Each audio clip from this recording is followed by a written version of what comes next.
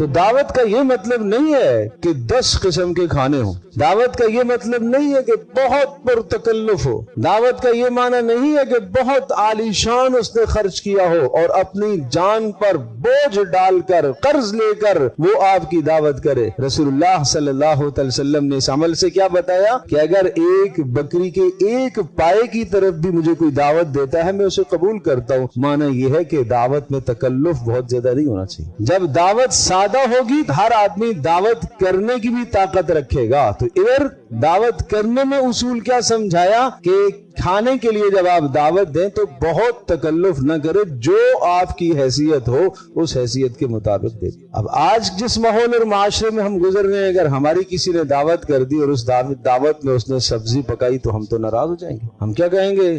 اس سے زیادہ تو میں اچھا اپنے گھر میں کھاتا تھا۔ تو بھائی دعوت کا یہ مطلب تو نہیں ہوتا کہ آپ بھوکے تھے اور آپ کو گھر میں کھانا نہیں مل رہا تھا اس لیے صاحب نے آپ کی دعوت کی ہے۔ بھائی دعوت کا مقصد مسلمانوں کا آپس میں مل بیٹھنا ہے، محبت کے ساتھ ایک دوسرے کے گھر میں آمد و رفت ہے، یہ غرض ہے دعوت، یہ مقصد ہے دعوت کا۔ تو اس لیے آپ نے ارشاد فرمایا کہ اگر مجھے کوئی بکری کے ایک پائے کی طرف بھی دعوت دیتا ہے تو میں اسے قبول کر لیتا ہوں، اور اگر اس قسم کی معمولی چیز بھی مجھے کوئی ہدیے میں دے دے تو میں اسے لے لیتا ہوں۔ پتہ یہ چلا کہ ہدیہ بھی دینا محمد رسول اللہ صلی اللہ علیہ وسلم کی سنت، اور ایک معمولی چیز کو بھی ہدیہ قبول کر لینا یہ بھی رسول اکرم صلی اللہ تعالی علیہ وسلم کی سنت ہے۔ اس میں تکلف نہیں ہونا چاہیے تاکہ ہر آدمی کو سہولت ہو اور آسانی ہو۔